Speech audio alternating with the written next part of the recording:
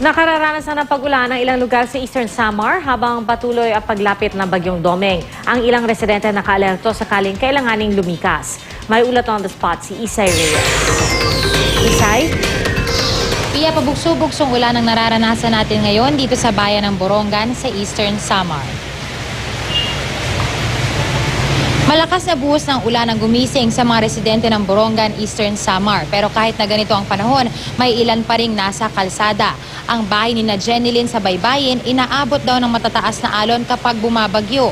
Nasira nga raw ito noong bagyong Yolanda. Pero dahil walang malilipatang ibang bahay, dito lang sila sumisilong ng pamilya. Inihintay lang daw niya ang abiso ng asawa kung sila'y lilikas na. Kahapon inabisuhan na ng Provincial Disaster Risk Reduction and Management Council pati na rin ng Philippine Coast Guard ang mga mangingisda na huwag munang maglayag dahil sa banta ng masamang panahon. Mananatili raw ito hanggat nasa Philippine Area of Responsibility ang Tropical Depression Domeng. Kaya't wala na ring fishing boats ang nagtangkang maglayag. Ang ibang bayan naman ay patuloy na naghahanda sa posibleng pagsama ng panahon.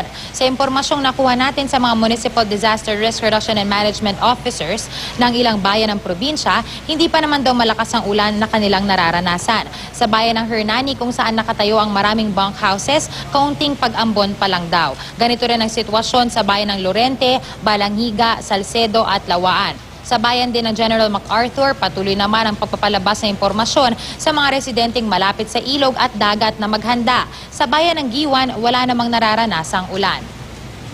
Sinasabi ko na nga sa asawa ko na nakakatakot dito kasi sa baybay-bay. Kasi yung malakas yung alon, sabi niya, hindi pa daw yung... Wala naman kasi iba kami malipatan, ma'am. Kaya, ano na lang dito sa baybay. Oo. Ano pong abiso sa inyo, hindi po ba muna kayo pwede maglayag?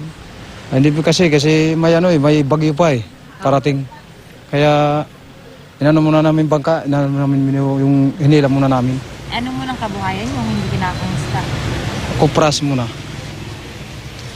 Samantala, Pia, sa mga abiso na ating nakuha mula sa local MDR-MOs nga ay wala pa namang mga naiulat na binabahang lugar o barangay sa buong probinsya ng Eastern Samar sa mga oras na ito.